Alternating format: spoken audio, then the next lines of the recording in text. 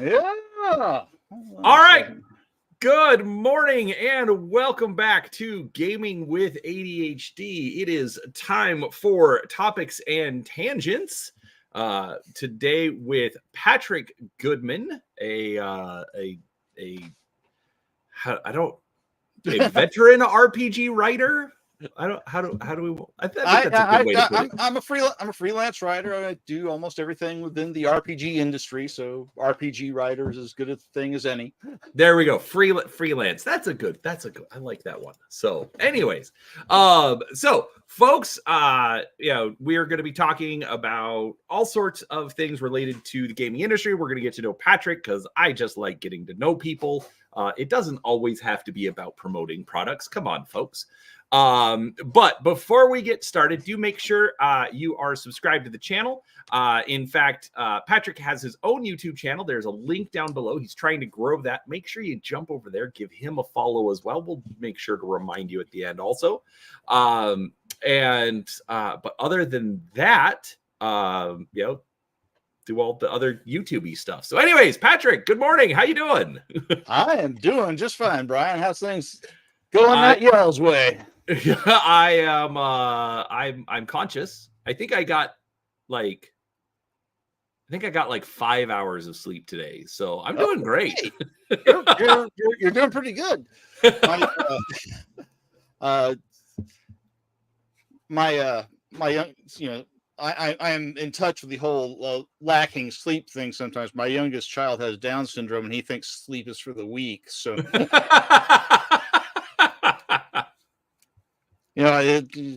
4 o'clock in the morning. Dad?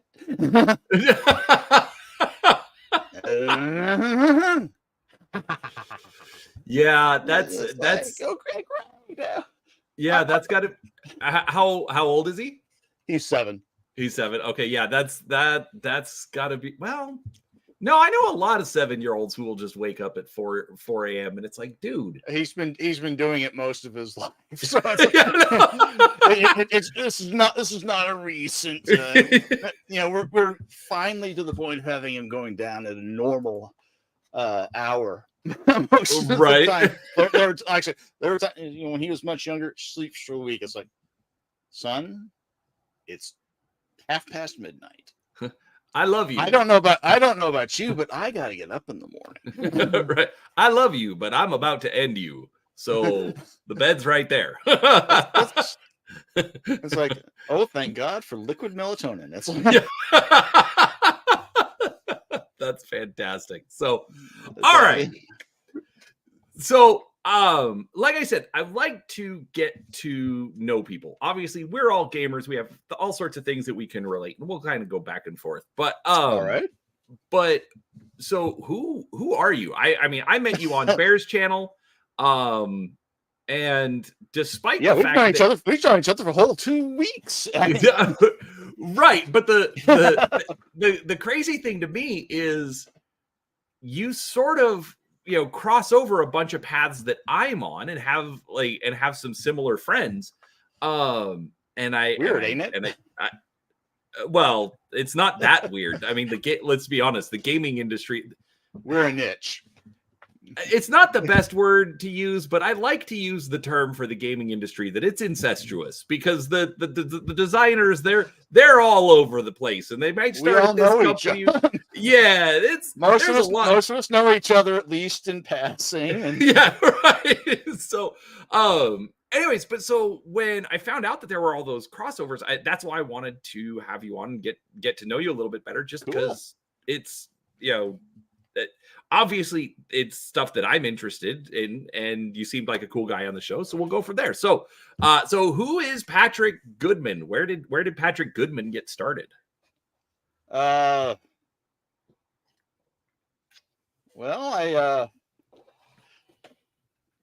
that's a broad question. Where did I get started? As far as not game design. No. Who's Patrick? Who's Patrick? Patrick, let's see. I was born in Texas a long time ago. I predate Star Trek. Okay. we'll stop there. If we have to clarify any more, I will. But no. You don't need to. It's whatever you're comfortable with. So you're originally from Texas, okay? I hear am it's a originally big from state. Texas. It is very large. I'm from the Panhandle. It's a little-ish town. It's a couple of 100,000 people, so it depends on your definition of little. I mean, I spent a lot of time living in Houston, so Amarillo was small. Sure. But most people look and say, 200,000 people, that's not tiny. I mean, it's a matter of perspective.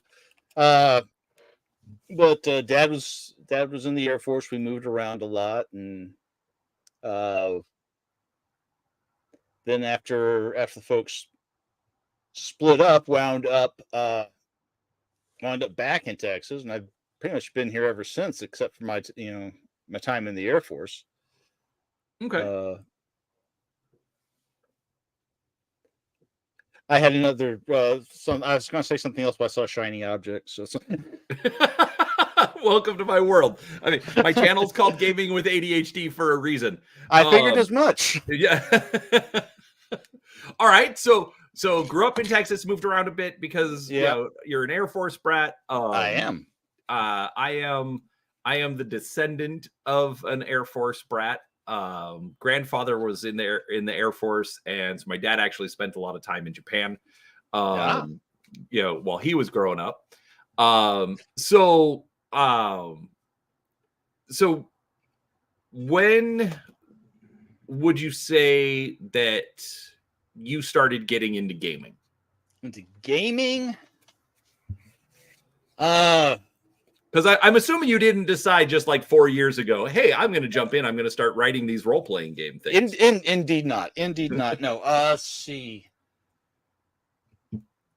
I was waiting with I think I was waiting with a church group to go see a movie, and I bumped into it, and the theater we were going to was in a mall about 3 or 4 doors down from a toy and hobby store, and I went in to look at models. Okay. And since I'd been a Trekkie for eternity, this was in 1980, so I was looking. They had a couple of models from Star Trek: The Motion Picture, which had just come out a few months earlier, and I was looking at that, and I misread something on the side. I was like, and it's got instructions in Dutch, and this guy standing next to me, that's German, wrong flag. It's like, oh, okay, cool. And we started talking, and turns out he also was a Trekkie, but he played Starfleet Battles. Okay. And a couple other games from Task Force Games, which is headquartered in Amarillo. Right. Our hometown. And he also, so we struck up a friendship there. Got into surprise. There's nothing more shocking than seeing your face plastered across the screen in 1080p. And sorry, I was making an executive decision. That's all right. That's cool. Just kind of caught me. But Dave, so we struck up a friendship. He started teaching me some of these cool games, and but he also played D&D. And during one night on the phone, we were chatting about something else, and he was working on a couple of D&D characters. And so I got involved there, and I basically haven't looked back since. So, okay. 43, 44 years now. It's like, wow. So has it always been role-playing games, or did you get it more in towards some of the board games? Or I play some board games a little bit, and I did BattleTech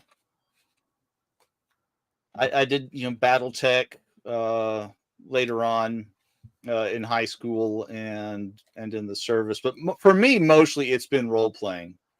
I mean, there's too much. I mean, Starfleet. If you've seen Starfleet battles, there's way too much paperwork. I've seen it. I've never played it. Okay, I want to, just out of principle, but it's that.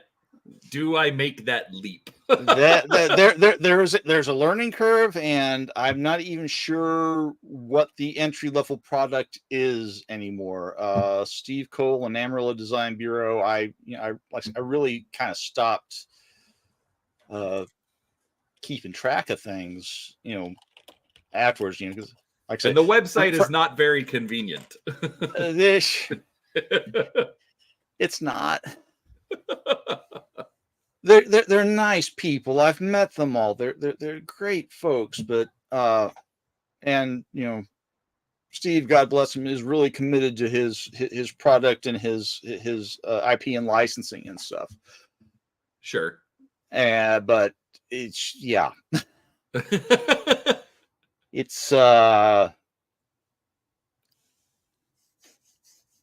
it's I've seen better. There have been better websites. Sorry, Steve.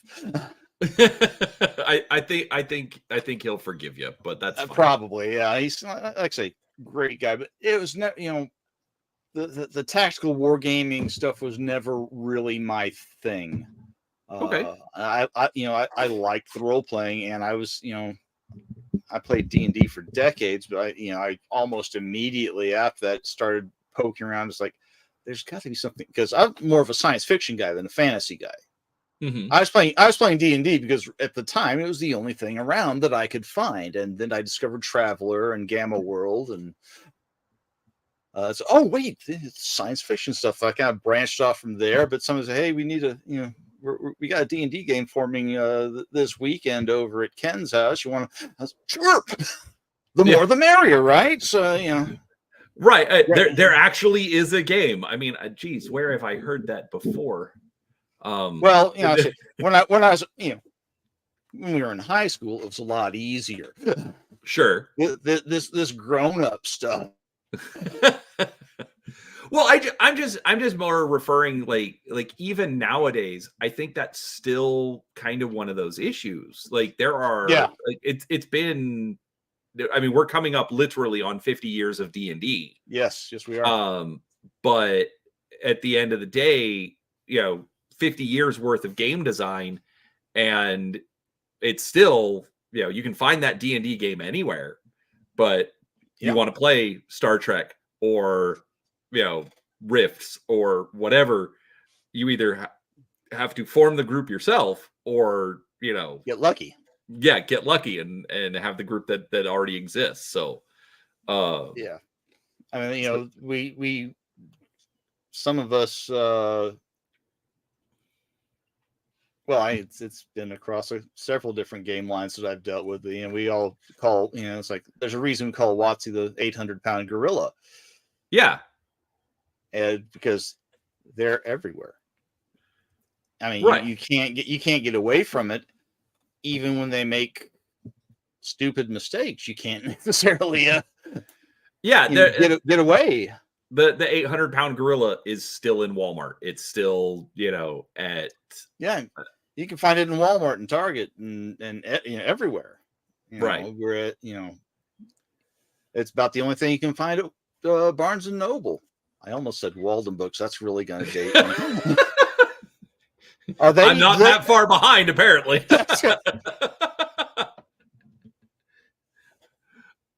Oh, yeah, no, that's fine.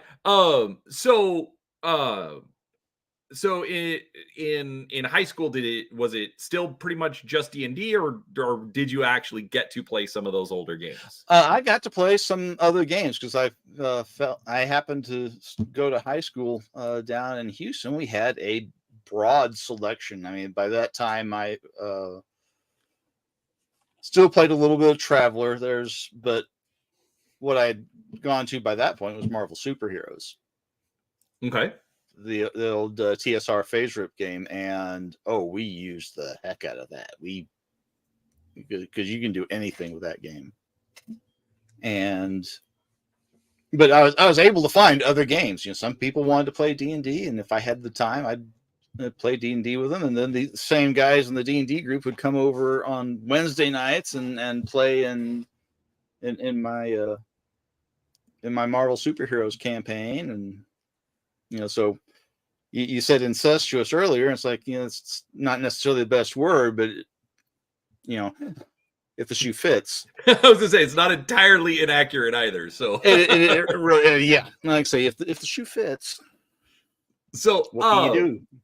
Yeah, so so you said that you were primarily a science fiction fan, Yeah. which I am literally the same way. Like somebody will say, "Hey, we're gonna play game of D&D," and I'm gonna be like, "Okay, I guess." But Bear started this Star Trek game, and for some reason I just jumped, and I jumped quick. Which is it's something not it's something different. It's it's not the D&D that you can find 50 different Twitch streams doing. Yeah, well, and it's Star Trek. It's science fiction. It's something that I relate to a lot more. So as far as science fiction games, what did you prefer to play back in the day? For the longest time, I played Traveler. A lot of Traveler, because it was the big, as far as science fiction games, it was it's about a 400-pound gorilla, but it was still a gorilla. But I branched. I've been playing Gamma World for a while, because who doesn't want to play an intelligent anthropomorphic rabbit with a laser rifle? It does have its appeal. There were certain degrees of silliness inherent with Gamma World that just really appealed to me. I mean, you, like anything, you can play it serious if you wanted to, but if you did, you were kind of missing out on things. There's something I tried Star Frontiers. There's something weird about the system at the time, and like I say, that's been 30 years ago, so I don't. Sure, I've slept since then, more than 30 years. But I mostly it was Traveler until about 1983, when I discovered completely by chance the fastest Star Trek RPG. Okay. So yeah, that's definitely old school facet. I mean, that's predating. Oh, yeah. That's predating Shadowrun. That's predating It BattleTech. So I remember back when I was in high school, we played some of the combat simulator. I wish I could remember it more. There's a lot of crunch involved with that game. like I said with the Starfleet battles, there's a lot of paperwork.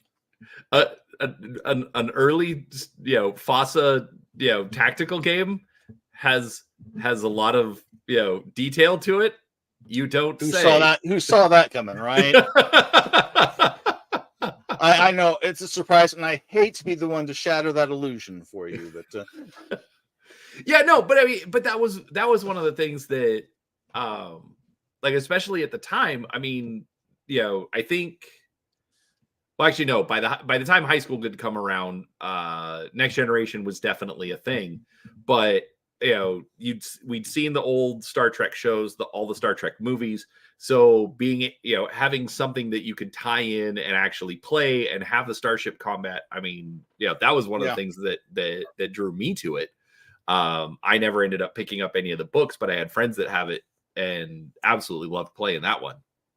Yeah, it was great. I mean, Next Generation wasn't even a thing when I got into it. Mm-hmm. The Next Generation didn't come around until 87. Right. So, God, that's been a while. I know. I still distinctly remember watching the premiere episode, like on the day it came out, like not reruns, not anything. Like I watched it, that day. I wish I could have, but I was in England at the time. I had a friend send me like the first 6 or 7 episodes on a VHS cassette. Oh, wow.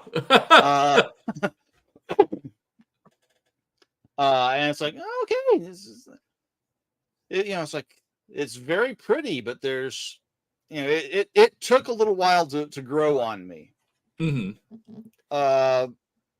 Because they were trying something new. And at the time, I was 21. I wasn't really looking for anything new at the time. So, right. I wanted more of what I've been getting. So, it took me a while to warm up to Next Generation. Yeah, for me it was still one of those that, like, I was young enough, like I knew about the original series, but it just didn't have the same kind of hooks.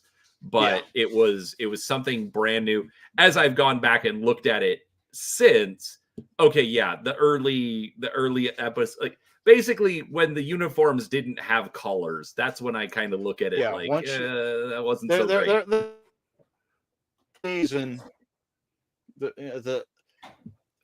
The ideas were there in the first season. Some of the execution was off, and then they got some better writing in the second season. I mean, one of my favorite episodes of Trek, period.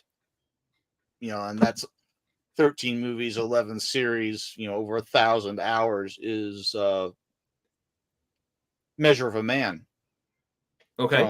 From the second season, where some guy in Starfleet Sciences wants to take Data apart to try to recreate him because he's just a thing. And Picard and Riker have to, Picard has to defend Data, and Riker has to prove that he's just an android. Or just a machine. He's just a machine. And Picard has to prove that he is a sentient being. Right. And that's one of the best hours of Trek you're ever going to find. Period. End of report. Oh yeah, no, it definitely has some. So my point is just that, like, for me, the dividing line. I mean, there can always be good stories, like with quote unquote bad special effects or whatever. To me, just like that's sort of the dividing line, is when their uniforms got colors, the show got generally better. Oh yeah, absolutely. There's a definite progression. They definitely hit their stride by that time when the uniforms got redesigned. They definitely hit their stride, and it took me a while. Like I was old school. My dad bought me for my 10th birthday the Franz Joseph Technical Manual and the blueprints. Oh, okay. Of the original Enterprise. I mean, I'm an original series kid. Dad had the Enterprise hanging in his study, and that's I caught the animated series when it first debuted back in '73, and before there was all this, it's canon, it's not, it's canon, it's not. It's like, it is. Trust me. Take my word for it.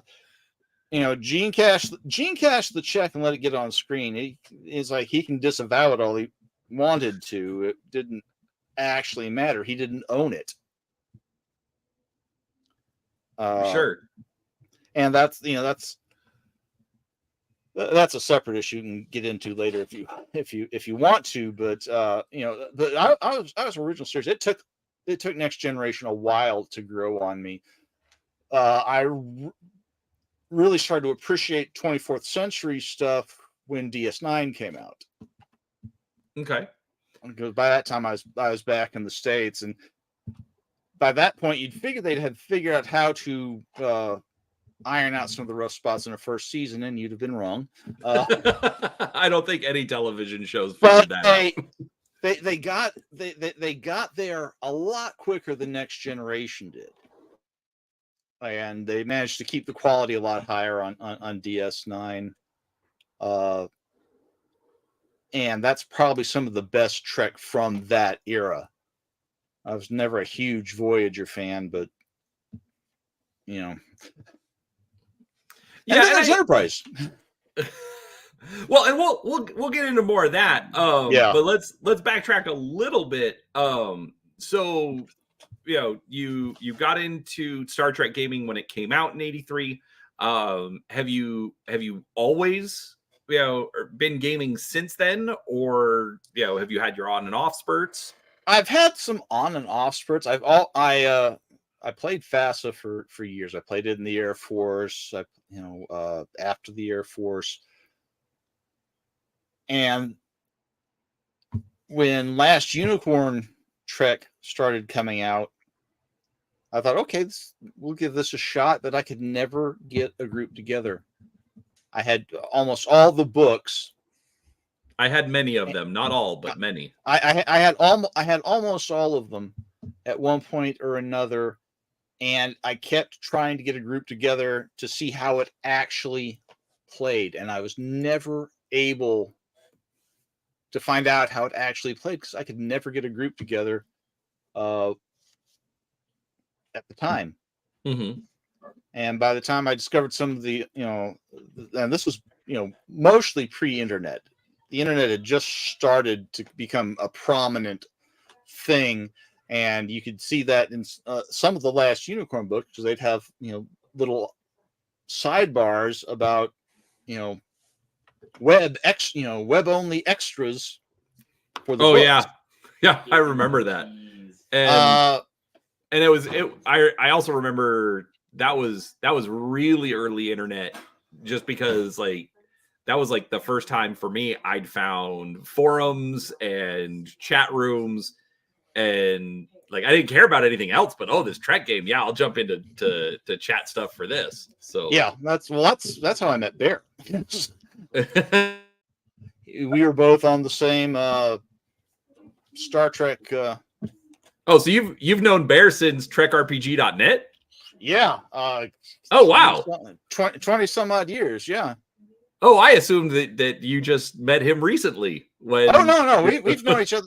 We've known each other, and we haven't always stayed in touch because sure, sometimes our viewpoints with Bear viewpoints clashing. Who saw that coming, right? No, I don't. I have no idea what you're talking about. Yeah.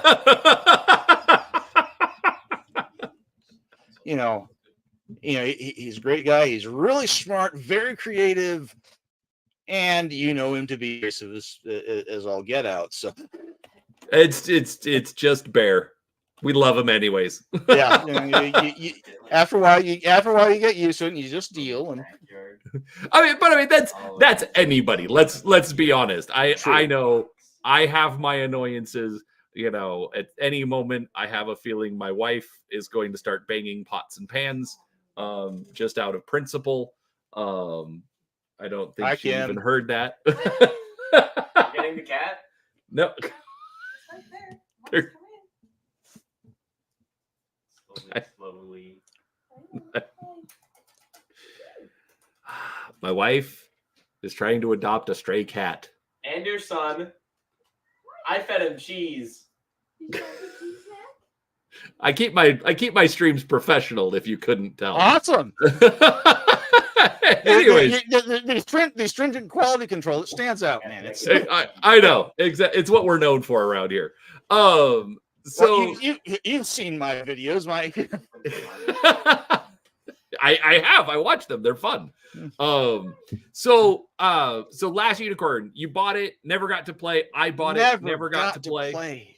Frustrating as heck. Because the books themselves were beautiful. They were. They were lovely. The production value on the books, especially when you were used to the old FASA stuff, black and white, staple bound, 32, 40-page booklets. It's like, even when we graduated to Shadowrun, and which I know we'll get to eventually. But for the longest time, that's what you had was, black and white. Gradually emerged from staple bound to perfect bound. But hold on one second. Certainly. I'm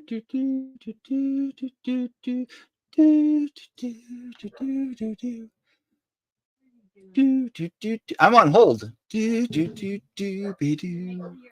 I am. My wife is literally trying to lure this stray cat into my house. Oh my goodness.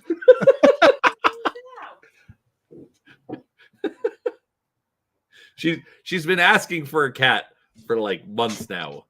We've gone 25 years with no pets. And now I'm about to have a stray cat.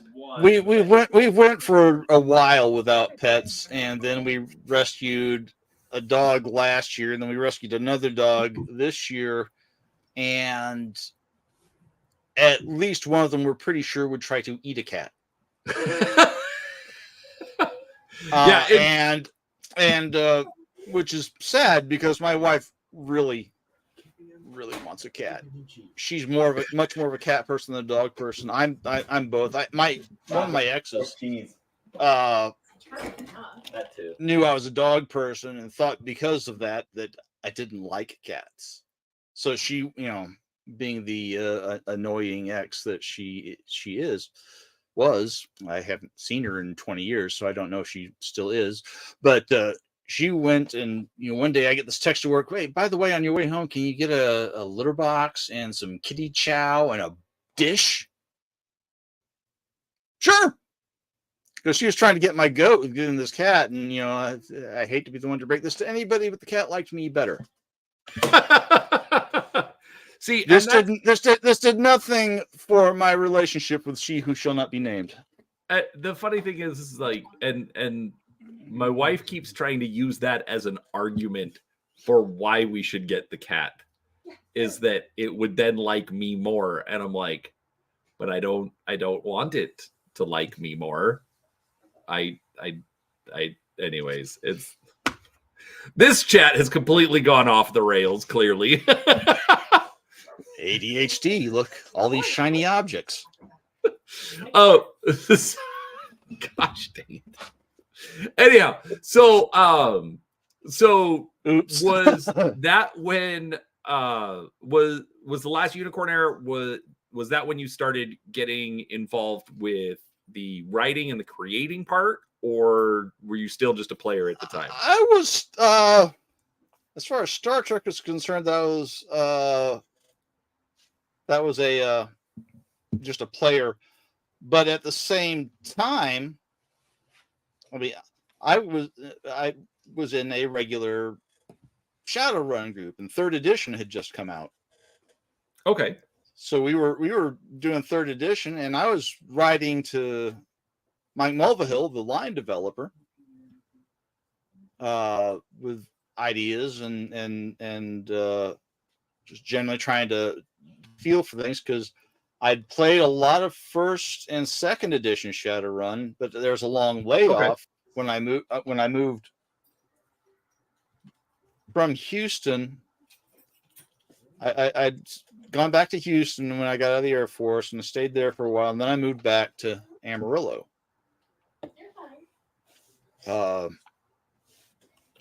And there's a long layoff on the Shadowrun part. And when third edition came out, I got back into it, and I was writing back and forth because at the time, Mike had his email address and all the Shadowrun books. So, send a thing to Mike M at FASA.com. And so I did. And one day I got an email from Mike M at FASA.com with the manuscript for Man and Machine, asking me if I wanted to play test it. Okay. I said, sure. And I got me and my group, we got our NDA signed, and we started play testing some of the stuff in Man and Machine, and then Canon Companion, and we didn't do anything with Magic in the Shadows because I think that had already come out. But we did that, and then we started working on the Matrix. And in the meantime, I'd been submitting ideas for, and I had been on a mailing list. I mean, it wasn't even a forum; it was a email group. I remember those too. Yeah, and I had made friends with one of the guys who was writing Corporate Shadow Files, because the corp landscape had changed in third edition, and Novatex, formerly Fucci, had, Eric wanted to give them a pet weapons company. And one of the companies I had created for my local game was called Cavalier Arms. And Eric asked if he could use that in the Novatex section. And I said, sure, fire it up. Well, he named a character after me. I still haven't forgiven him for that, and that's been 25 years. It's like, wait, you haven't for it's like, Eric, I'm gonna get you back one of these days. If by chance you have me, I lost touch with Eric a long time ago. I think he got out of gaming and stuff. I don't know what happened, but when that mailing list kind of started to disintegrate in favor of web forums and stuff like that, we lost touch with each other. But there's a reason there's a character named Patrick Goodman in Shadowrun.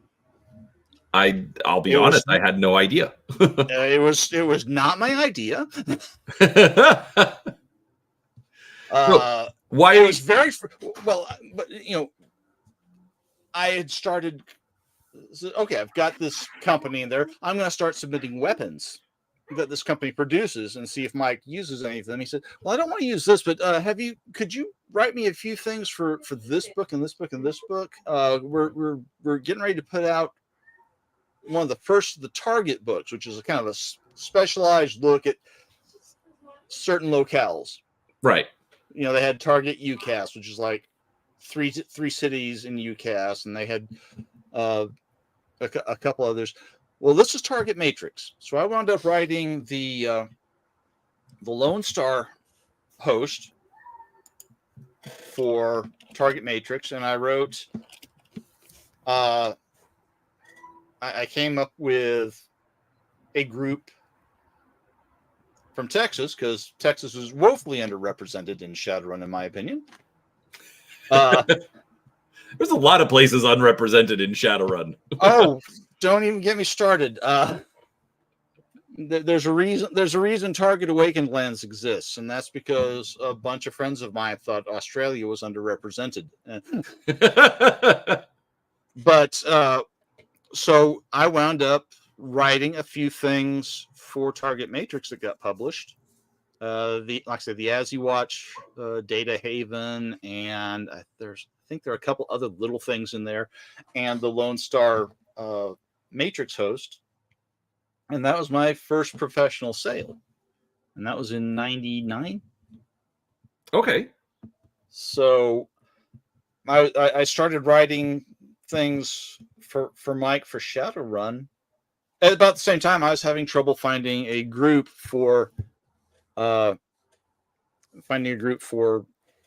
Trek, because everybody liked the campaign I was running for Shadowrun 3, and nobody else had time to. It's like, okay, I can live with that. We're still gaming, we're still having fun, and like I say, that started off my freelance writing career. Okay, so has it now? One thing I don't know why I've not asked this before, but is it always? Let me words. I can formulate them. So is the freelance, is that a full-time thing? So heavens no. Okay, so got it. So heavens no. I did a panel at a con once, and it was about me and a couple of other freelancers who had basically the same story. We had this panel called "Stumbling into Success," and the first question I always, anytime I am greeted by people about freelance writing, especially in the gaming industry, are you under the delusion that you are going to become wealthy doing this? And a couple of them will raise their hands like, yeah. It's like, okay, How many of you are under the delusion that you're going to be able to make a living doing this? Mm-hmm. And the number of hands increased. It's like, okay, you're all smoking something. Because I mean, it's possible, but it's rare. I can count on the fingers of one hand, and I know most of them, writers who can make a living, but they're machines. Kenneth Haidt, Kenneth Machine. Steve Kenson is a machine, and he can write, but they can write for anything, and they can churn out clean copy at a remarkable pace. I'm not that good. Sure. I don't mean that to sound like false modesty. I'm good. I know that I'm a good writer, but I'm not capable of churning out words at that rate. Mm-hmm. In nickel a word, you got to churn out a lot of words to make a living, and then they have to pay you on time, which is a chore in and of itself. Sure. And getting them to do that, it's interesting sometimes. But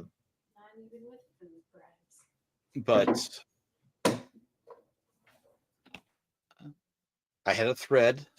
I was following it. You and I are complimenting each other very well on this. But to get back to your original question, no, there's no way on earth I could make this a full-time gig. Okay. So someone made a joke years ago when on the Shadowrun forums. This is sometime in the middle of 5th edition. Some guy was whining and complaining. Well, someone were to pay me $60,000 a year, as I'm like, you're under the delusion that Jason comes close to making $60,000 a year off Shadowrun. Yeah, and that's as a line developer. You're high. Jason does this mostly full time, and he's still got a day job. Right. To the best of my knowledge, I haven't talked to Jason lately, but I don't know. I think this is his full-time day job, but I know he does supplemental work. Extra writing. I can't remember. And Kat brings and Kat's a freelance artist. She's got the same deals. I mean, they're not starving. They've got a nice place, but they're both busting hump to get it done. It's definitely the starving artist. And I don't even want to call it. I'm going to call it the humble artist. They're not starving anymore, but they're not driving their Bentleys everywhere. They're not. They are not. And like I said, that you're not going to find too many people who aren't employed by Wizards who can even hope to have, a steady salary, even approaching that. I have no idea what they make at Wizards, but I know that D&D makes some serious bank for being a role-playing game, which is a niche in the gaming market. Well, but it also has the added advantage of being a brand. People will buy something with a D&D logo on it. Yeah. Just because it's the D&D logo. So the company does still make a bunch of money off of that. So yeah, it's definitely not it's definitely like you'll have people at the top, but it's not necessarily the designers of the game that are making the big bucks. So yeah. So then so how have you how have you been able to keep being a freelancer while still having to work a regular job and have a family and kids, and as you were saying earlier, you've got a 7-year-old who's got some extra challenges. Yeah. So how are you able to work freelancing into that? Take some effort. I've got I'm blessed in that my wife is also creative, and she knows that sometimes I've got to go off into my little nook over here and type words on the keyboard. She knows sometimes I got to come over here in my little nook and turn my camera on and record a video. But I mean, like I said, she understands that, but I can't devote as much time as I would like to it, because I've got 3 kids and I've got a wife and 2 dogs and a house payment to make and a cat that likes you. Wait, no, that was different. Yeah, right. Different. Yeah. Cat was a long time ago. That was different. The cat died a few years ago, but she wound up living with my mother-in-law because we moved, and the place we wound up moving into had a no pets policy. Got it. Okay. And it was and it's like, oh, you can pay an extra deposit on. And it was like some ridiculous number. It's like, ooh. Right. Really? Mom, you want this? You're good with cats. You want to take care of this one for us? It's only across town. We'll come and visit all the time. and we did, right? But the cat was 17. I mean, but I mean, I've got other things to draw my attention. I mean, I've got 2 teenagers and a 7-year-old. And if someone told me I was going to have another kid when I was 50, I'd have looked at them and said, "You're smoking something." Worse, you're not sharing. And yet here we are. Exactly. No one can tell me that God doesn't have a sense of humor. We've all seen the platypus. No. So you get started with. So my understanding then is you got started, freelancing with Shadowrun 3rd edition, right, or 4th edition? 3rd edition. Okay. 3rd. Yeah. Like I say, I wrote through three editions and 3 different companies. Oh, that's true. Because FASA closed down in the early 2000s. I want to say 2001, but I can't remember. It was right around then. Yeah. Yeah. 2000, 2001. Mort just decided, okay, it's time to go and do something else. And Jordan had already gone off, left the company ages ago and was doing other things. And so Mort just decided to close it down because, well, it was his company and he could do that. They'd lost some money on a couple of games, and they made what I consider the less than ideal decision to buy Ral Partha. Okay.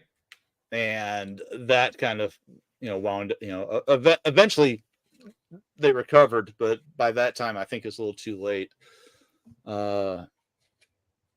But started with FASA, then after FASA closed, the rights went to FanPro, who created another company in the US, and they had some issues, and then they formed Catalyst Game Labs. Some of the mostly Rob Boyle and Adam Jury helped form Catalyst Game Labs, and they got the rights to do Shadowrun and BattleTech. Mm-hmm. Earth Dawn by that point was a lost cause. Somebody else had it, and so we had to kind of gently nudge ourselves away from the Earth Dawn Shadowrun connections. But yeah, I worked across 3 companies and 3 different editions. Okay. What was it that brought you to Shadowrun? Let's see. This will backtrack a little bit because obviously you were a player first. Yeah, well, what initially caught my eye was that Larry Elmore cover. Oh yeah. It's like, okay, we got native guy with a couple of freaking Uzis. We got some chick with pointed ears and Daisy Dukes with her hand glowing, and some guy plugging his hand into what looks like an ATM. Yeah. What Some of that the art hell is what the hell is this? Yeah, some of that art is absolutely iconic, but then also does not necessarily hold up technologically. No, and that was, that's another issue that we'll get to eventually, I'm sure. But that image, 30 odd years later, I mean, we're coming up on 35 years of Yeah. Shadowrun. There aren't very many games that can say that. I can think of 3 that haven't had some kind of lapse in publication: D&D, Traveler, and Shadowrun. Even so some of the Palladium, I mean, even some of those I think went out of print for a while. I might be wrong. I was never a huge fan. It's like, I respected what Kevin did, but they just didn't reach out and grab me, except for Beyond the Supernatural. That cover was, what's wrong with this picture? Oh, this guy got off more than one shot. That's what's wrong with this picture. That there are like 7 or 8 shell casings flying through the air there. I don't think that's not realistic to me. This he would have gotten eaten within the. But I take that back. Heroes got a couple of votes for Call of Cthulhu. That well, I could be wrong. It's a very long hobby, and I'm thinking of the things that I know off the top of my head. Yeah, no, and that's actually still a great point. I mean, yes, we can throw in Palladium. In fact, most of their stuff has stayed in print except for Robotech and Ninja Turtles, but those were both licensed products. Licensing issues, yeah. Yeah. Oh, okay. Call of Cthulhu. But even then, yeah, we're finding a couple of extra. But for all intents and purposes, you're right. Actually, I guess we could also a whole lot of games have come and gone. Yes, and a few of them are still here with basically a continuous publication history. And that's tough to find. So, so I picked. It's like, I was single. I was in the Air Force, so I didn't have a whole lot of bills. I had at the time I had a lot of disposable income, so I bought it. And I think I bought the GM screens. I think Street Samurai catalog was the first supplement that I saw. So I got all these at basically the same time. Well, I bought the book, and the next day I went back and bought the rest of it. Bought the. It's like, oh, okay, because the concept was. Was ballsy. I didn't have a whole lot of use for cyberpunk by itself. This grim and dark, but with Shadowrun, there's like this. There's some light, because you got to have light to have shadows, right?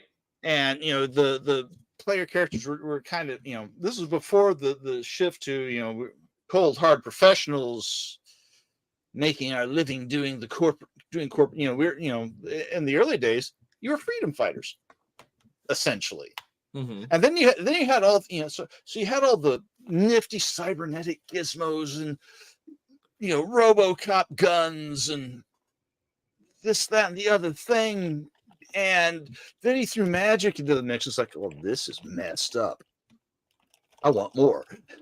And, I'm, so there I am, 23 years old, and it's like, let's do this. But it was the mix of the technology and magic aspect of it. It's like, who doesn't want to drive this, this huge, hover tank thing with all the, bristling guns up against a dragon. Right. I mean, just the images that this thing would conjure up was like, oh, this is so freaking cool. Yeah, we've actually got a few people in chat, arguing that they couldn't get into Shadowrun because of the whole, magic and stuff. So they prefer just the vanilla cyberpunk. But I'm with you. Like the Elmore cover, who did the cover on 3rd edition? Paul Bonner.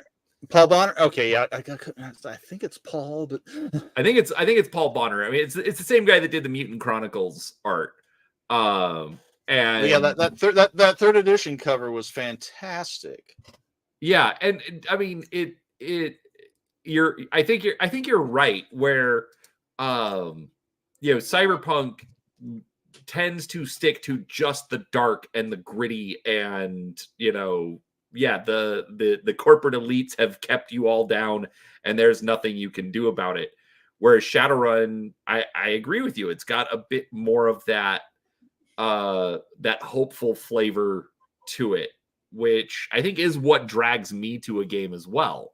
The fact that there's not just the darkness. Like I got into 40K pretty heavily, in the early 2000s, but over time I've just fallen away from it because it's just so negative in all aspects. There's nothing. Well, I mean, I've got issues with depression. I got issues with depression anyway. I don't need any more dark than I've already got going on. If I want dark, I'll watch the evening news. Yeah, right.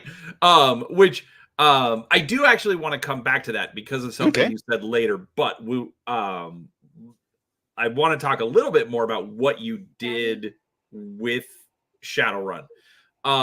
Sure. Hold on just a second, Brian. Oh yeah, go ahead. Where are you keeping the dough for this stromboli? It's in the fridge somewhere. Your sister put it away. I'd look in the main sliding door where the cheese is. That's usually where she puts things. If I want to eat, I gotta tell the kid. That's fair. And I want to eat. And Eli in chat is going to disagree with us. He says Cyberpunk 2020 has plenty of hope in it. I mean, Shadowrun is just Cyberpunk with magic. I've played both, and I will allow you to have your opinion. I don't think you're right, but well, I'm not trying to say that like Shadowrun is definitely, we'll say, not as hopeful as like Star Trek: The Next Generation. It's not by any stretch of the imagination. You're right. At best, I would equate it to like Deep Space Nine. It's got some dark, it's got some gritty, but there is a little bit, especially like I think recently it has gone a bit more towards, we'll call it normal, as opposed to everything is just this, post-apocalyptic dystopia kind of a thing. And I like to think I had something to do with that, although I haven't honestly kept up with 6th edition. But I like to think I had at least a little bit of trying to guide it back towards a little less grimdark, because it was definitely shifting that way. Mm-hmm. So you said you worked on third, 4th, and 5th edition. 3rd and 4th, Shadowrun. yeah, and 5th. Okay. Heck, I helped write 5th. So of the 3, which was your favorite? For playing around, I really liked 3rd. It was a lot less crunchy. It was easier to kind of fill in things around the holes.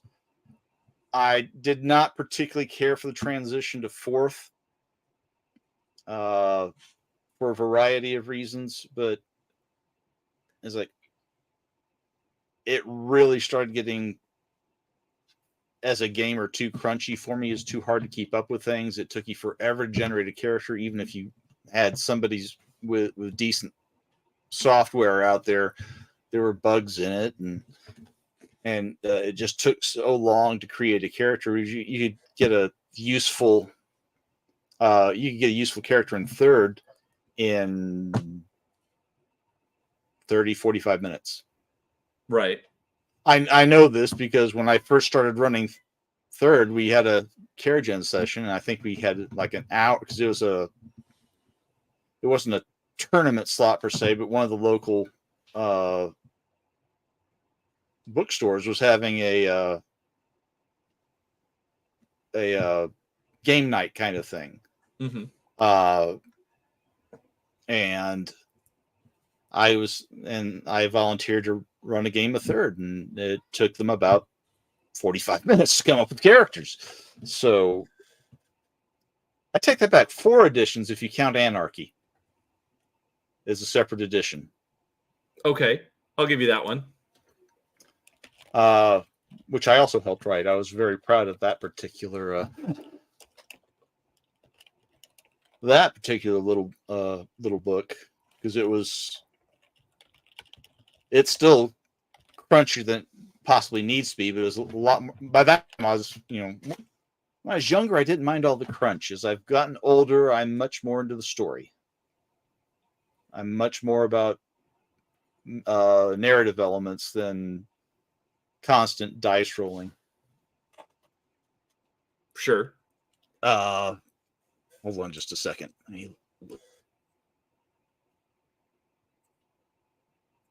Catch up with me. Got things to do.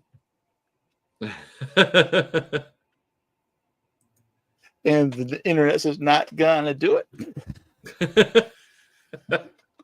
But it's always fun when our tools disagree with us. Yeah, good heavens! You'd think I'd be used to it. Yeah, I wasn't real wild about the shift to 4th edition just because of all the added crunch and all the rules. And I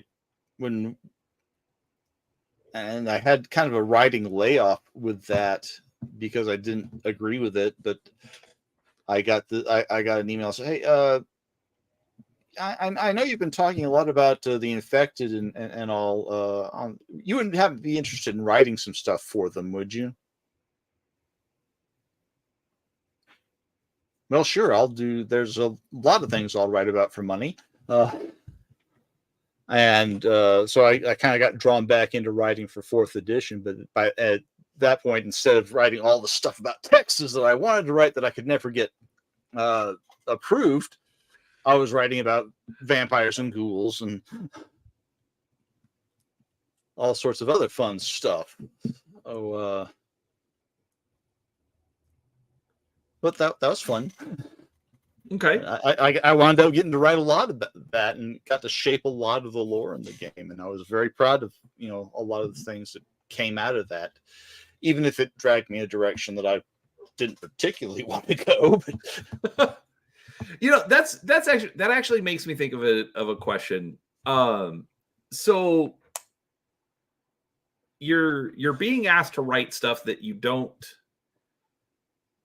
This is not going to be the best way to word it, but I think you'll understand my point. But stuff that you don't necessarily care about. So like the infected, that kind of stuff, which I'll be honest, I am not familiar with in Shadowrun. But just the way that you were talking about it, it's like, okay, I'll write it, but it's not necessarily what you wanted to do. That's kind of more the point that I'm getting at. Yeah. So especially as a freelancer, do you feel more that you have to stay faithful to what's come before? Or do you think that you have more opportunity to kind of push things in a direction that you'd prefer to see? Well, in Shadowrun, I definitely got to push things in a little bit of a different direction. I didn't necessarily, feel the whole thing at first. I really started it started growing on me because I was able to push it in a direction. For a while, they're becoming, vampires are people too, and they're just people with the disease. I was always of the opinion that if you're going to play a vampire, there's a perfectly serviceable game already in existence. It's called Vampire. I'm not, and good, but that's a separate issue. I got a lot of pushback on that. It's like, okay, so by this time the decision had already been made at pay grades considerably above my own that the infected were there, and we may or may not start making the player characters, but can you will you do this, that, will you write some of this? So I wrote some of it, and I started going, okay, I can start at least making this. See, this gets back to that horror thing we were discussing the other night in chat. Last night, in fact. Yes, it was last night. Which was weird because it's almost December. That should have been like mid-October chat. There's a really weird timing on that one, but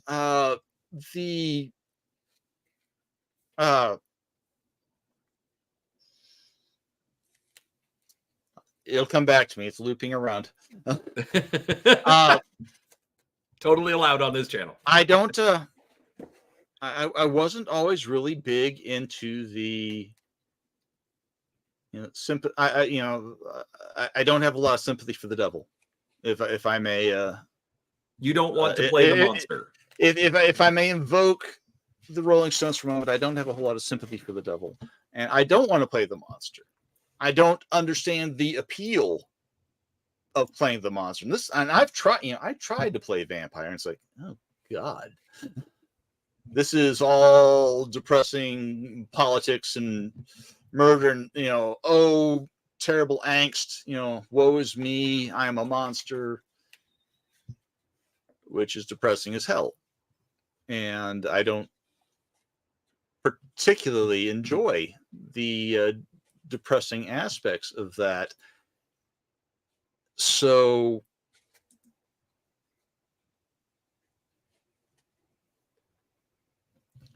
I was given the opportunity to start pushing them back into being less sympathetic. Okay. What I was trying to do is make them less appealing for people to play, but I also wanted them to be, we needed monsters that were much more human level, because at the time things were shifting into high gear and we had a whole lot of dragon stuff going on, and you take on some of these, the more powerful spirits, you're dead meat. Right. Vampire low level play. Oh. He's not back. much of one. It's been doing this whole thing. Okay. Oh, his window is just flicked and it's spiraling. My window is just flicked and I'm spiraling.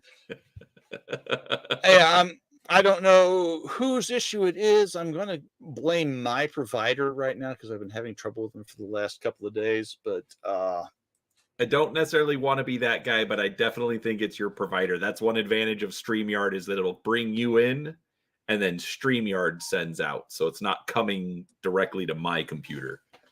But it's okay. I'm still enjoying the conversation. I think something got delayed. Yeah. Oh, there's all sorts of things going on. Okay, there. I think we're back. I think I'm back. Do I have thought I had the chat pulled out. Oh well, I can't look at the chat, so I will trust you to point out anything interesting going on, because they're a little quiet. I wish they would ask more questions, but that's fine. Yeah. We'll survive. But I was trying. Strangely enough, trying to make the infected more monstrous was going back to trying to get some of the hope back into the game, because it gave you something to try to preserve and try to fight for. Was one of my characters, I wrote a couple of novellas about Thomas McAllister. He's a vampire hunter. Not because they're evil, but because he's a medical doctor who's trying to cure them. And one of them turned his sister. Okay. So that that's Thomas's story in a nutshell. And but I keep trying to I kept trying to bring hope into Shadowrun, and that didn't necessarily work out. I think there's more to it now. I think I found a few like-minded guys, and we tried wherever we could to create our own little cabal. And but we were, you get caught between the guys who want the grimdark, ultra professional, deniable secret agents, and you've got the others who do, Robin Hooding. And ultimately that's why I left Shadowrun when I did, was because it was starting to get too dark for me. And like I said, I've already got issues with depression, and it just was making me kind of miserable. I finally got to the point where, like, okay, at the end of when 5th edition ends, that's, this is my last deployment. Mm-hmm. And I try to keep up, but just to know, because I'm trying to clean out some of the old ideas on my hard drive and make a couple extra bucks on Hollow Streets. But sure. But other paying gigs, and all of a sudden I started making, it's like all of a sudden I started making Star Trek videos on my YouTube channel. It's like I let that thing sit fallow for years. I tried to do things with it, and I just couldn't find a niche on that. And so I let it sit idle for a while. Yeah, I mean, that definitely happens. But before we transition into Star Trek, okay, what you said there is actually one of the reasons that I did want to talk to you. You were on Bear's channel, and so I go subscribe to your channel, and then I'm watching stuff. I don't even remember where it came up, but I remember watching a video where you talked about how the darkness of Shadowrun basically made it so that you had to leave. And I think that's really interesting. I don't think a lot of people necessarily think about that in the media or the entertainment that we consume. So if now I'm struggling to formulate my question.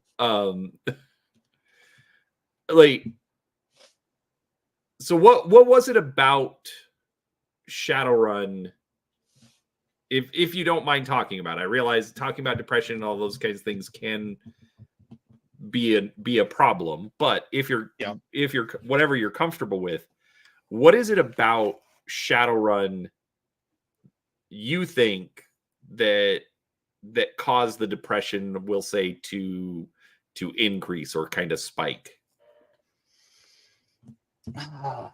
If that makes sense. It does.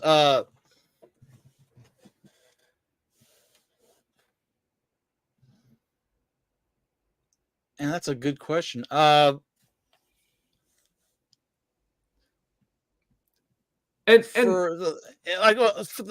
biggest thing to me was the fact that at the end of the day, and it depended on the GM, but the game was written, and we had a lot of good writers on Shadowrun. I don't want to sound like I'm denigrating anybody, but some of them really saw things as this, dark.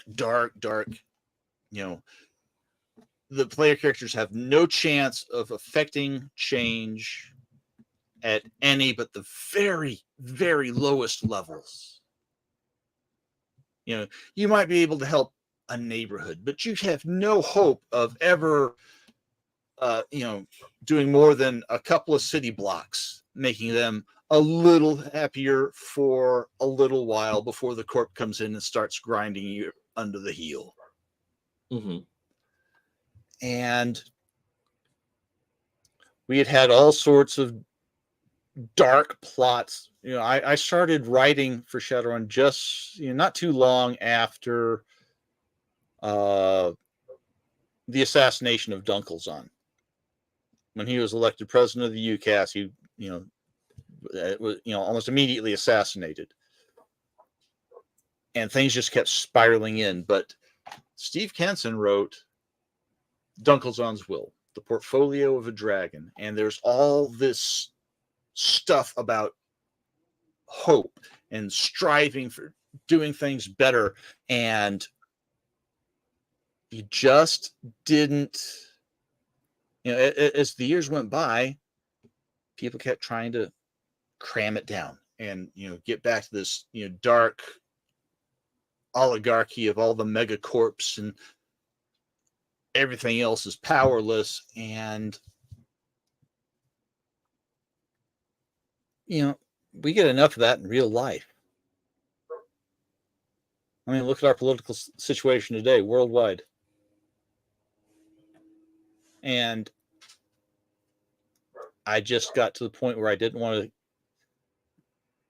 I couldn't keep dealing with it and not having the escape valve that the games had been giving me. Mm-hmm. And that was one of my releases, one of my ways to get away from dealing with the outside world, with a boss at my job at the time who was not exemplary.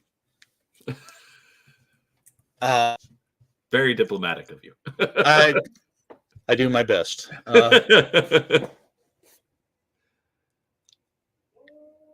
Who I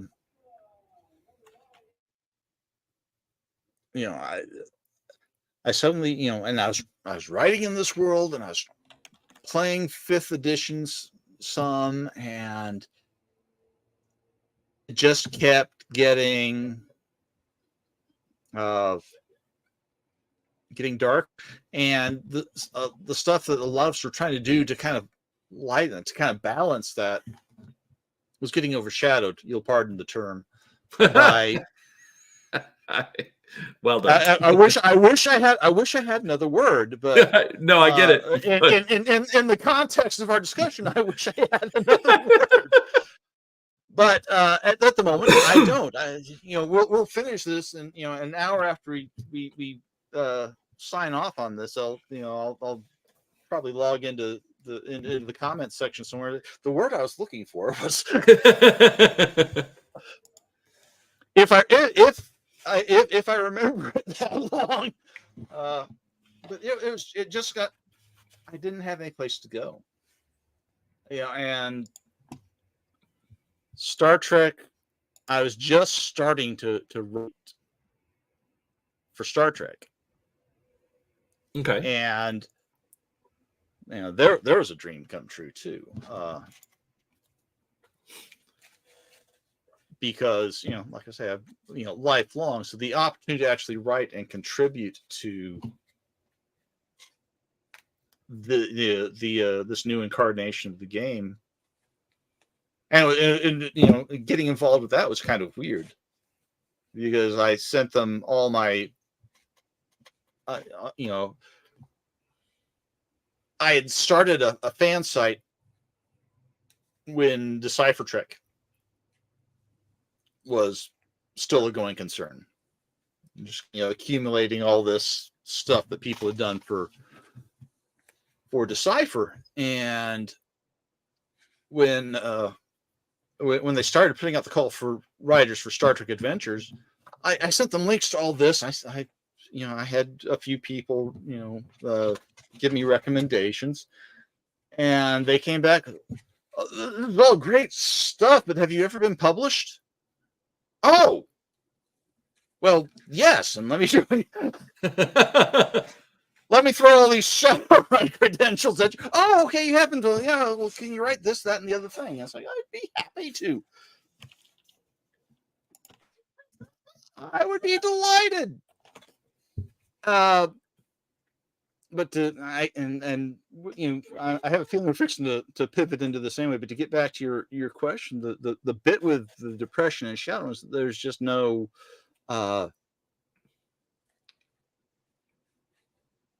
for me, there was no escaping, some of the darkness from reality that was in the game. Because I mean, that was, that's our world a few years from now. Right. And things have gone to hell in a handcart.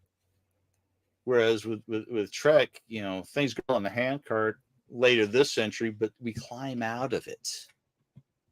Right. And so I finally wrote the last of my work on 5th edition was in Better Than Bad, which is the Robin Hood supplement, trying to get back to some of the spirit of the 1st and 2nd edition. And then I did not submit anything for 6th. Right. Technically, I could. I'm still on their list, but Jason and I are still on good terms, and several of the writers I'm still on good terms with. A couple of them I brought in. I helped bring them in. I was going somewhere with that. But the door isn't closed, is I think. Yeah, the door isn't closed. I just elected to walk out. I could go back in, but I could go back in, and I'm working on some of the stuff I've got sitting on my hard drive from old proposals and I'd like to finish Thomas McAllister's story one of these days in my copious unstructured free time.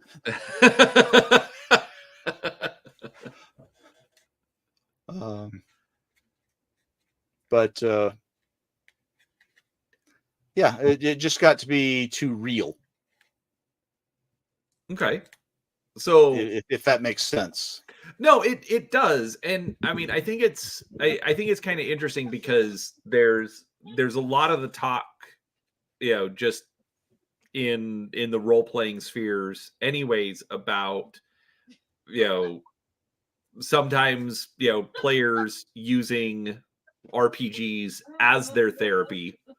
Although folks, if you sure, I think there are it's not the only thing, but it's definitely got some value in it for me.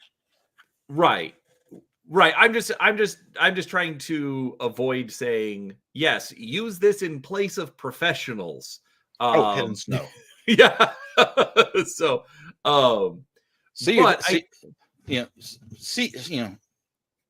seriously, seek some professional help. Don't be ashamed about it.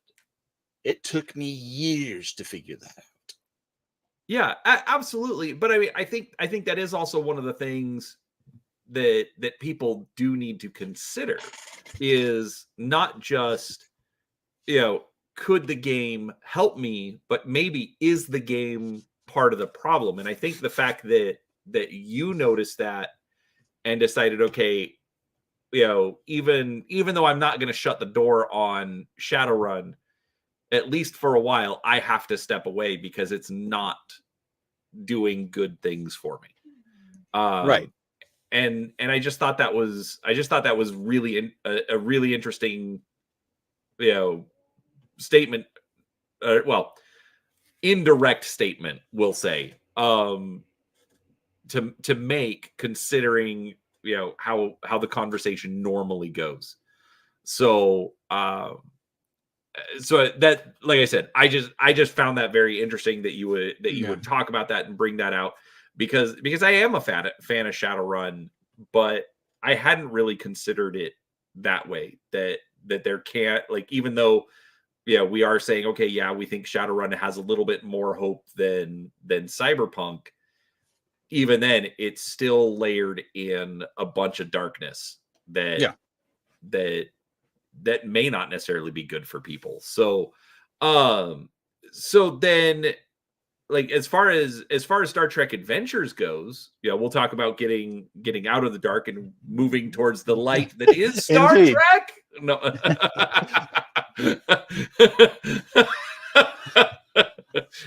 that actually has been one of the funny things. Like some of the circles that I run in between Bear and some of the other channels, like we like Star Trek has just like sort of consumed everyone a bit lately. So Well, I noticed that Bear is suddenly running 2 STA games. yeah, well, technically just one. The second one starts tomorrow, but that's a Right. that's separate. I am very excited though. Just That's gonna not be fun. That's gonna be fun to watch. well, not just for that. So as you know, I'm in the Sojourner game, Right. but like when he started making that one, it's like, wait a second, if he's running both, we can do shared universe and do crossovers, and like Yep. that I think was one of the most underutilized aspects of the whole next generation era of Star Trek television. It's like you'd have like 1 or 2 episodes out of 7 seasons where they did it. It's like you're running concurrently for 4 years. Come on, like just something simple. Like this character just happens to show up. Is it that hard? Yeah, Anyway. I mean, they tried to bring in. I mean, it was way more difficult with the Voyager setup because they're on the other side of the galaxy. But even then, later on, you're bringing in Troy and Barclay, not to a semi-regular basis, but they brought in Barclay enough that you're going, oh, hey, it's a Barclay episode. Yeah, no, exactly. Like you could have done something anyway. So I'm very excited about that for Bears game. But so how did you because I decided to check before we started the stream, and I grabbed my core rulebook. Yeah. And it's like, I wonder if Patrick helped out on that one. And so you've actually been involved with Star Trek Adventures from the beginning. You're not the line developer, but that's fine. Pretty much. I was I think they started putting out the call for freelancers about 4 months into development. They had the license. They got some writers.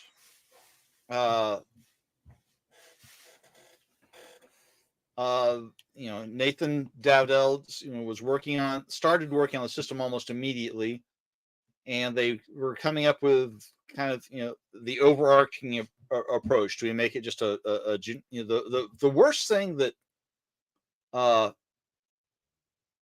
and at the same time the best thing? I thought the best thing that Decipher did was they made it a sandbox.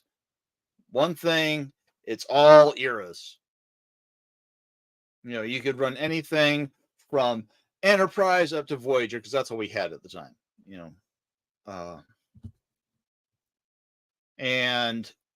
But the presentation of that didn't come off quite right, and it felt very outsider, kind of outside of things.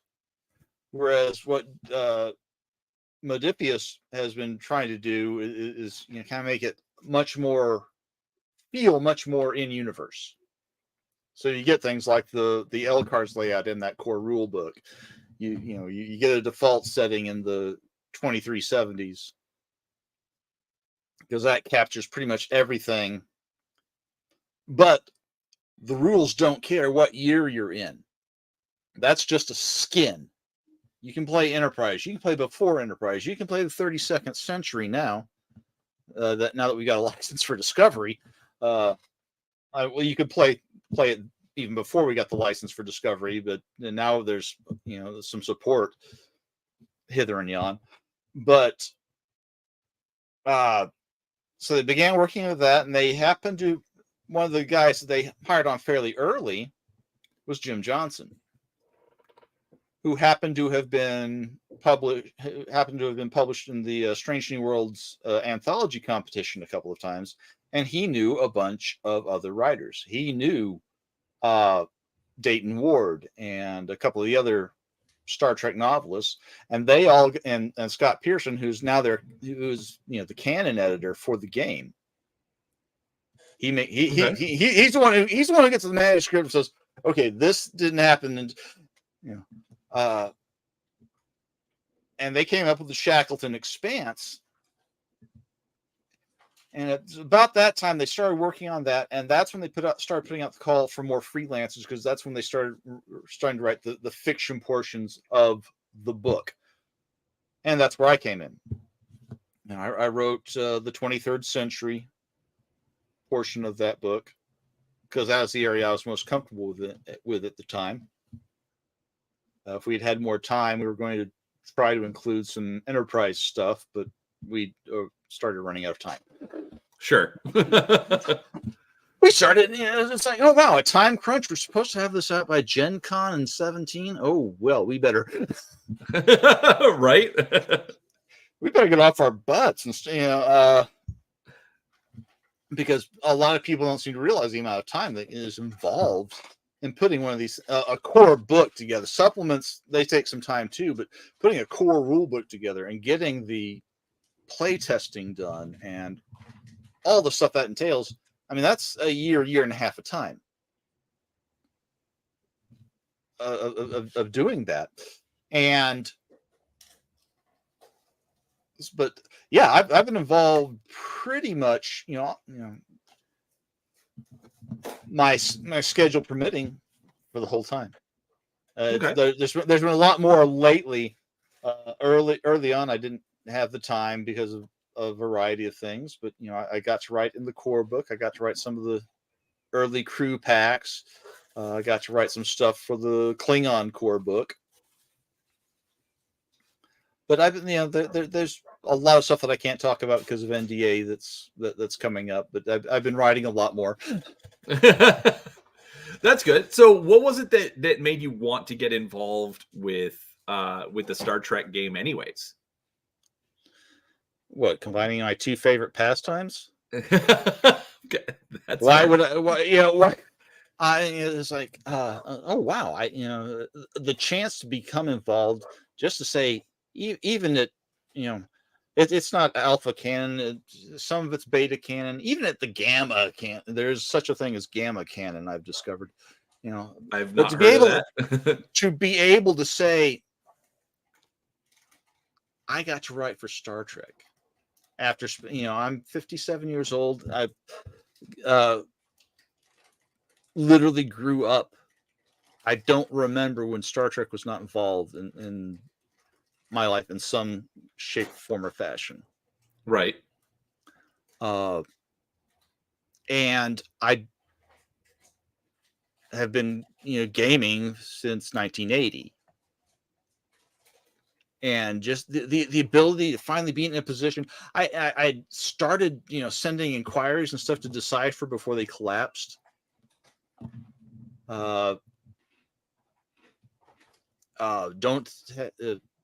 of advice: don't have your brother-in-law taking care of your books, because that's right. basically what happened to Decipher. Was Warren had a family member, I think it's his brother-in-law, but he used their account. He was bleeding him dry. All I know is prison is involved. Yeah. So, I want to say high six figures. I don't think it got into the seven figures, but there was a whole lot of money disappeared out of that company, which is why they suddenly stopped publishing Lord of the Rings and Star Trek stuff, because they couldn't afford this. They went and they couldn't do it. Right. And but the ability, just it, I've written Star Trek. I have written for Star Trek. And lights me up every time. Just saying it is like, what? I've written for Star Trek. What the hell, you know? And along the way, I got, a lot of what I do, because it turns out one of my the game is being able to model characters from the shows. So I did, and trust me, there's nothing more daunting for an old school. Can you model? Can you build the crew of the Enterprise? No pressure. Yeah, no pressure at all. Some of these characters had not been written up in game terms since FASA. Sure. The Enterprise, the crew of the from Enterprise had never been written up before I wrote them up. That's no pressure either. I've been entrusted with a lot of really significant characters. I got to write Kor, Kang, and Koloth in the Klingon core book. And if you think that wasn't a lot of fun, that was a lot of fun. I don't have that book. So which version of Kang, Kor, and Koloth? They were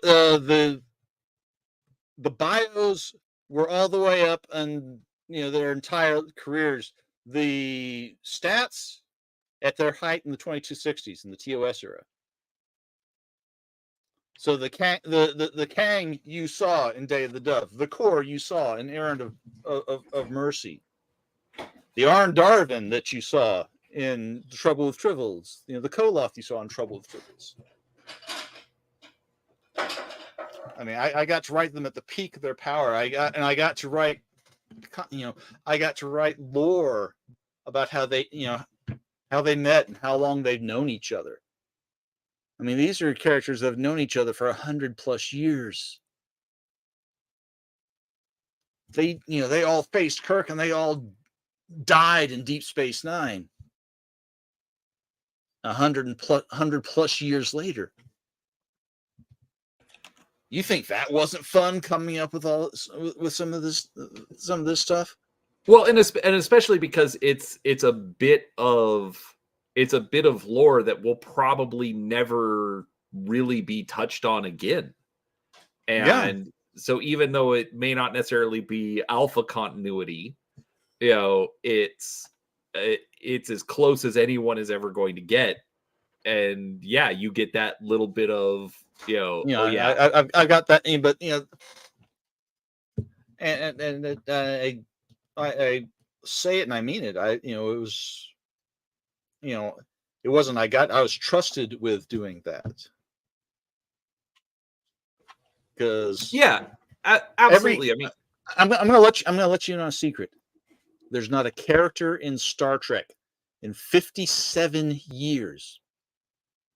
There's not a character that has appeared on the screen that isn't somebody's favorite for one reason or another.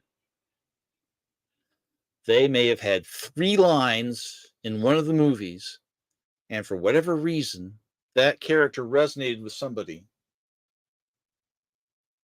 It is somebody's favorite character. And I always try to remember that when I'm writing a character up, even if it's, even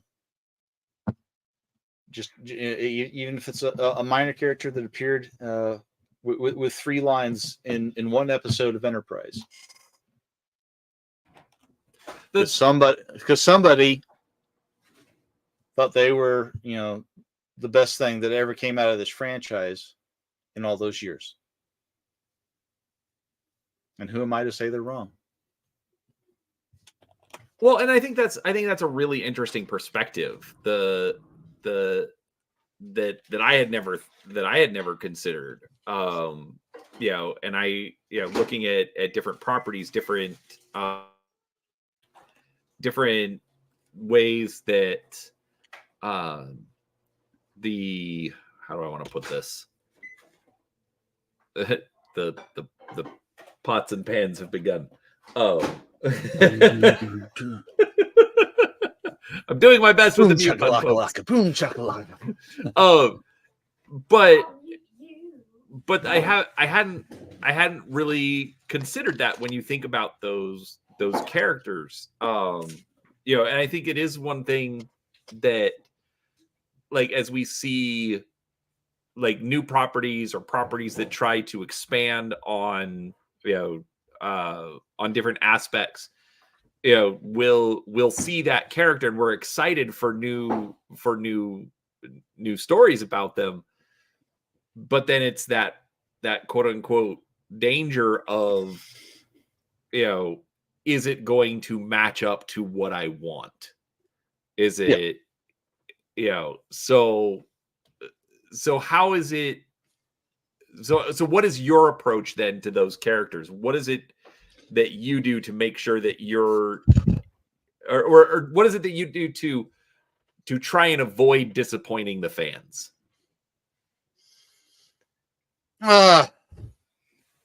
Like with some of the minor ones that I've done, I just tried to not make them, especially, you know, characters like a lot of people treat Reg Barkley as a joke. I haven't written anything with Barkley in it, but you've got to take them seriously, even if they're a comedic character. You know, you can't write Cyrano Jones, for instance, from Trouble with Tribbles in the animated series. You can't just make him a joke. You know, you got to treat them like real people, even if they are kind of silly. But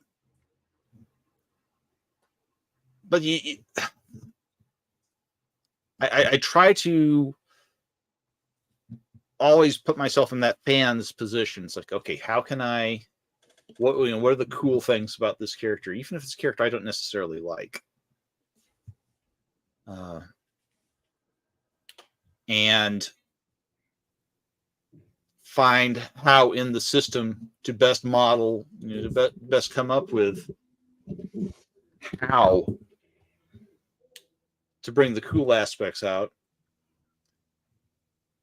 And, you know, if, you know, on the biographical material, trying not to sneak in, you know, personal backhanded jabs or anything like that. I've seen that done in too many licensed games where the writer didn't really like a particular part of the property or a part of the or an aspect of a character, and they'd write, you know, little in jokes that kind of made the character, you know, less than what it should have been. I don't know if I'm making any sense or not with this, but no, you're making perfect sense. Like I was trying to think of like just some examples of that, but I don't think you necessarily need any. I think that's like because it's very, the design process has to be very, very different when you're coming up with something on your own, or you're dealing with this licensed property that has either an established lore or an established fan base. And, you know, with, you know, how entertainment has gone over, say, the last decade, where, you know, oh, I don't like this character, so I'm gonna turn, like, they were a super serious character, but now I'm gonna turn them into a joke. And like, for me personally, what that's done, you know, where I enjoyed something, but then like that character was so denigrated or so pushed to the back, you know, when that was never that character in the first place, you know, it does diminish the value of the entertainment for me. It's difficult to go back and watch some of it. You know, seeing what they've done with it, you know, more currently. I think the example that I would use is like, you know, Luke Skywalker from the sequel trilogy versus the Luke Skywalker that we had out of the original trilogy. He's not confident. He's not, you know, he doesn't have that same kind of a strength.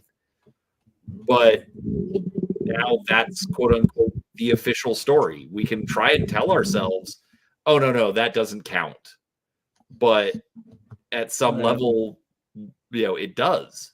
Especially when you see him in like the end of season 2 of The Mandalorian, or how he was in the Book of Boba Fett.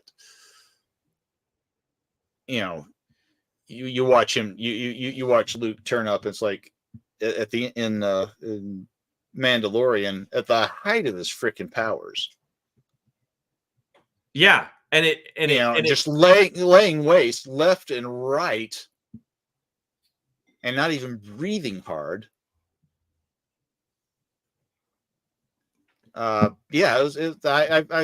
tend to agree. I didn't like a lot of what they did with him in the sequel. Although there's that last little standoff he had with Kylo Ren in but even where you got to see him be the big freaking hero for a couple of minutes, but by that time it was too little, too late.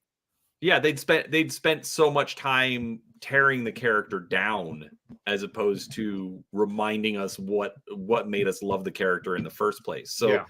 So I think that's an interesting approach, and to me, I'll be honest, I have not read all of your work in the Star Trek books, so I wouldn't know. Okay. That's all right. But it does give me, we keep using this word, but it does give me hope with the property. Like, I know your name's, well, at least I don't think your name's in the credit for Lower Decks. I looked, but I don't remember. I did not have any. Sadly, I did not have anything to do with that book. I wish I had the chance, but that was that. I love that book. Yeah, well, and actually, I think that, and I realize that, a little tacky since you didn't work on it, but, I'm going to assume that you have the same kind of process where something like Lower Decks, which is straight up a comedy, they're even taking existing characters and making jokes with those characters. But I think they're doing it with respect. No, exactly. They absolutely are. And I think the book, what I found most interesting, which is something that is making me more excited about Star Trek adventures in general, is the fact that the book doesn't take the same joke approach. Now there's still jokes, which I really enjoyed. Like the fact that they had all the characters, essentially acting out an episode, but just in sidebars. But then the rest of the book is, hey, this is where the universe is, and so here's background, and they're treating all of those aspects in a serious manner. So that's one of the things, and I said it the other night, but the real secret weapon that we've got is the fact that we've got Jim Johnson running the show, because he knows people. He's phenomenal at herding cats. And that's all most of us freelance writers are. We're just a bunch of feral cats who stop bringing up the feral cats. No, it was an accident. No, I'm teasing because she's right over there. Yeah, but I'll show you a feral cat.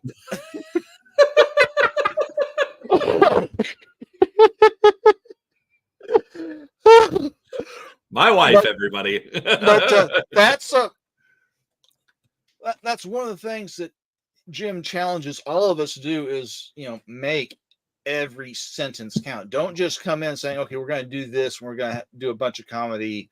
In the case of the Lower Decks book, it's like, let's show them, let's give a real heavy duty overview of where the galaxy is since the end of our last source book.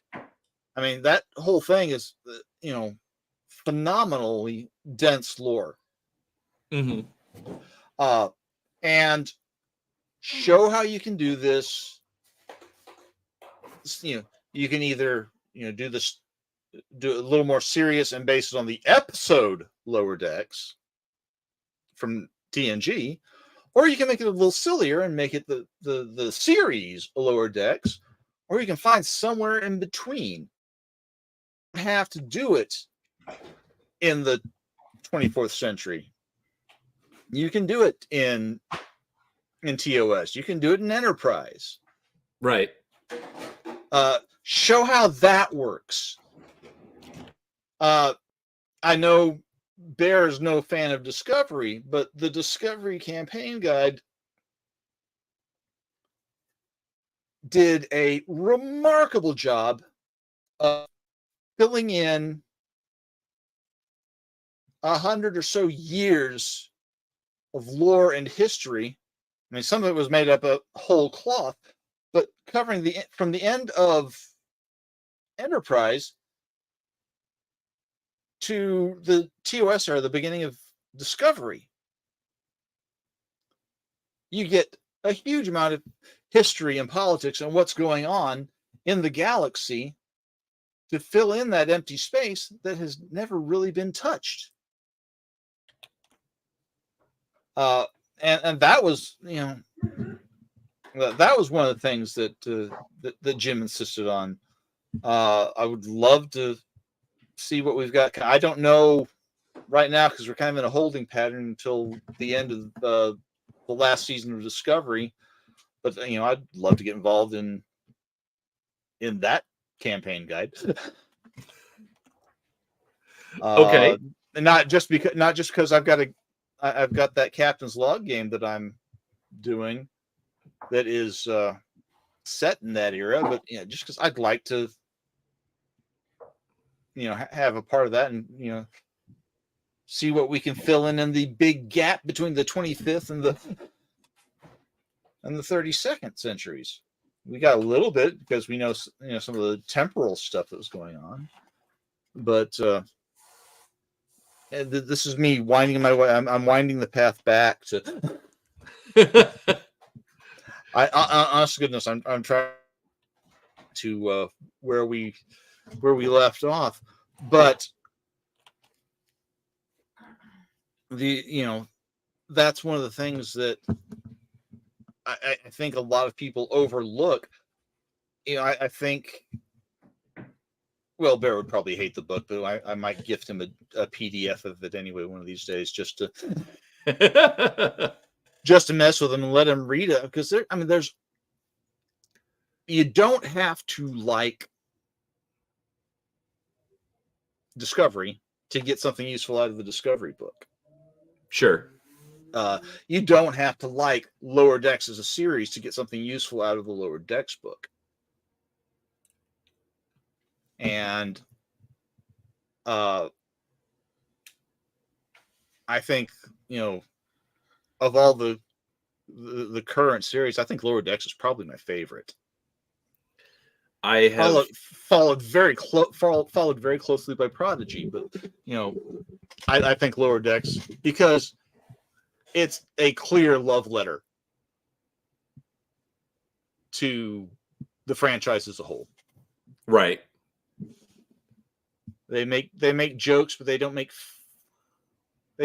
fun of Star Trek. They had Lita and Rom on there, and even people were griping about how Rom was acting until the 2 minutes of the show, and it turns out, okay, this is I'm testing you guys. Rom played everyone. Everybody's always underestimated Rom. But they make jokes about things, but they don't make fun of. And I know it's a very fine distinction, but because they'll make the jokes at their own expense as often as they'll, make fun of, throwing the Spock helmet into actual canon. Well, and like the example that I like to use, Bear doesn't necessarily agree with it, but the example that I like is comparing Lower Decks to something like MASH, where MASH is dealing with a serious subject like the Korean War. Yeah. But it's, so you still have those serious elements, but then they put a bunch of jokes around it. Yeah. And I think that's what they've done very well with that series. And at first I didn't necessarily think so, but I think like season 2, 3, and beyond ended up doing some really, really good Trek episodes, even with all of the jokes. So, well, yeah, I agree. And I think it's an apt comparison. Maybe, probably a little less serious than some people realize in the Korean War. But Barney Miller, did you ever watch Barney Miller? I did not. Okay, it's a cop comedy. You dealt with a lot of serious cop issues, but they, nothing ever went completely right at the 12th precinct. So, but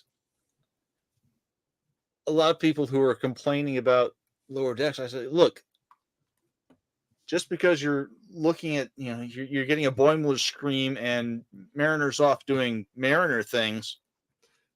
Bear hates Mariner. I know. I adore her,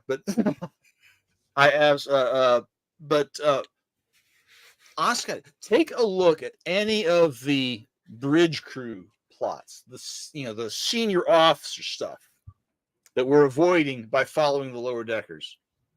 Any of them would make a great Trek game. Any of them. Now I'm gonna have to watch it again. Go and watch the what would normally be the A plot. It's generally the B plot, but go watch some of the stuff again. First season episode, Moist Vessel. They're the Cerritos and another Cali class called the Merced are towing a I can't remember if it's a sleeper ship or what, but it's got this right. It's got this terraforming stuff in it, right? And the mission is, the Merced is supposed to be in charge, and Freeman and the Tellarite who's in charge of, whose name I can't remember at the moment. It's not all that terribly important, right? But they're old rivals from the Academy, and they're he's nominally in charge, and his but his arrogance gets in the way, and he starts messing around, and all of a sudden he screws up, and all hell breaks loose on both ships because this terraforming goo that they're trying to study on this ship they're towing back into Federation space gets caught in the tractor beam and starts terraforming both of the ships. I'm gonna have to rewatch that one. You think that wouldn't make a great game? Oh yeah, no. That's the thing. There's a that'd make a good episode of The Next Generation. I'm serious. There's a lot of good a lot of good stories in these things that, because there's a comical approach, people are going, oh God, they don't have any respect for Star Trek. It's like they're doing this and they can pull it off because they freaking love Star Trek. Right. And it shows. And I sidetracked something we were both approaching with, as usual. We're going to be a dangerous team anytime we get together in the stream, Brian. I can already tell this is not going to go well for anybody without somebody riding herd on us. No, it's going to be just fine. So, okay. So one thing I do want to do, because we are coming up on 2 hours, and I know good heavens, are we? You've got responsibilities. Wow, yeah. So, I do want to swing back. Okay. And ask a few more questions about your work. What is your favorite thing that you've done so far for Star Trek Adventures?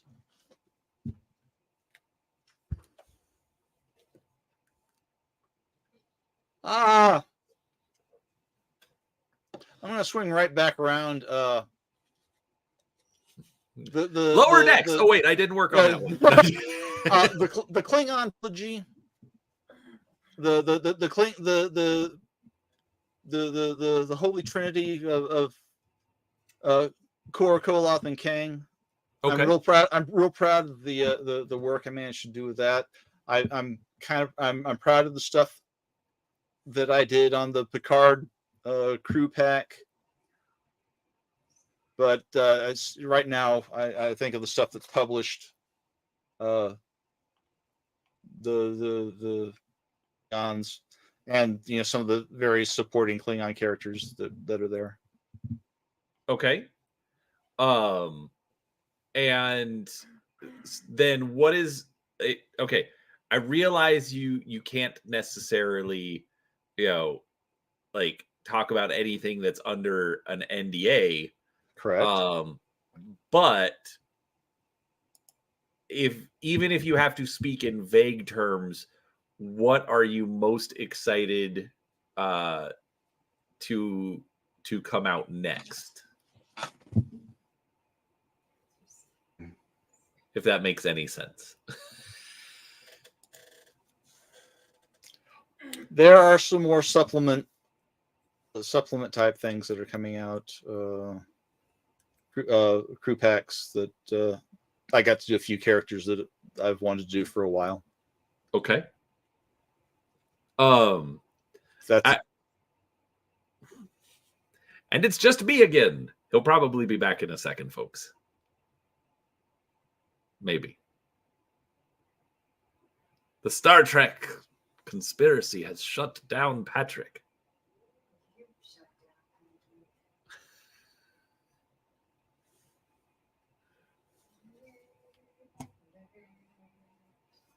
All right. Well, maybe I won't get him back. So overall, for everyone still watching, I'll bring Patrick back on if he comes back. We'll see what happens with his internet. But regardless, it's been an absolute pleasure to talk to him. I do have a link down below to Drive-Thru-RPG that does have that takes you to a list of the books that he's worked on, at least that are available on Drive-Thru-RPG. There is also an Amazon affiliate link. So, hey, look, he lives. Oh, don't do this to me, machine. Thinking about it, I see me. Can you hear me? I don't. And now I do. I see Brian's name, but I don't see Brian. Okay, we can hear you now. Patrick. Hello. Come on, you hateful gizmo.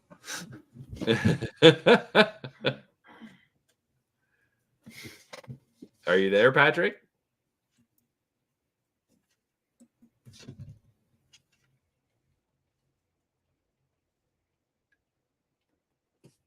And looks like we lost him again. Anyhow, so there are links down below that you can purchase books that Patrick has worked on. Obviously this has been a lot of fun. I enjoy getting to talk to different gamers about their work in the industry and things that they've done. So we'll give him a couple more seconds to come back.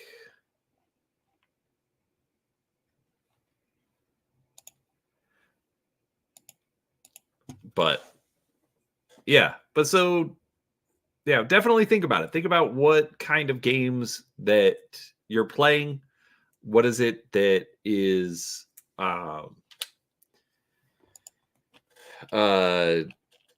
he is having connection issues, it looks like. I'm not seeing him.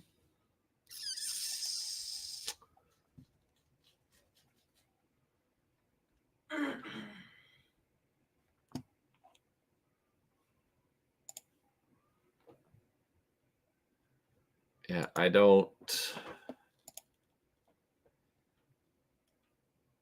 That's okay, Bear. I have to get back to watching DS9, but that's a separate issue. Because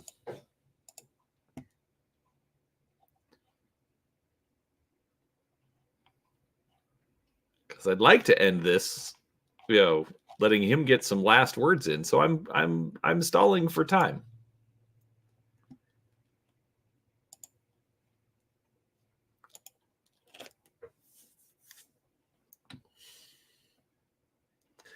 That's very fair. So okay, so I'll talk about other things. Tomorrow night on Bear the Gen X GM's channel, Bear is going to have the intro episode of Star Trek Paradise Station, the companion series to Star Trek Sojourner. Patrick is in chat.